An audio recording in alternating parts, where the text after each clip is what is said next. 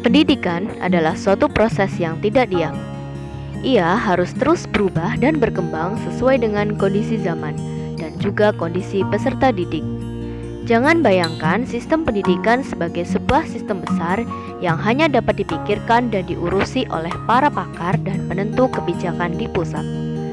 Sekolah atau bahkan kelas juga merupakan suatu sistem pendidikan dengan ruang lingkup yang kecil. Setiap sekolah memiliki kondisi dan permasalahan masing-masing, sehingga pengembangan satu sekolah dengan sekolah lain tidak benar-benar sama.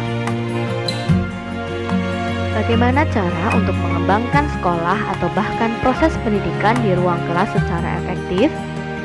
Ada asas yang dikenalkan oleh Bapak Pendidikan kita, Ki Hajar Dewantara, untuk melakukannya.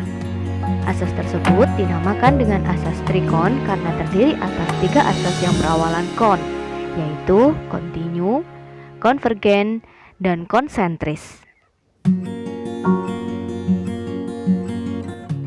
Kontinu artinya pengembangan yang dilakukan harus berkesinambungan, dilakukan secara terus-menerus dengan perencanaan yang baik.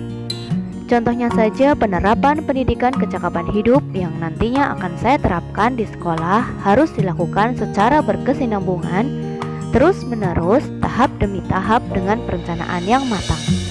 Dengan perencanaan tersebut, maka suatu tahap dilanjutkan oleh tahap berikutnya dengan melalui evaluasi dan perbaikan yang tepat. Pengembangan yang sifatnya tiba-tiba untuk kemudian hilang semangat di waktu-waktu setelahnya tidak akan menghasilkan perubahan berarti di jangka panjang. Pendidikan kecakapan hidup tersebut nantinya akan berguna dalam membentuk pribadi yang mandiri. Konvergen artinya pengembangan yang dilakukan dapat mengambil dari berbagai sumber di luar, bahkan dari praktik pendidikan di luar negeri. Dalam proses penerapannya nanti, kita dapat mempelajari praktik-praktik pendidikan yang ada di negara lain, terutama kaitannya dengan penerapan pendidikan kecakapan hidup di sekolah.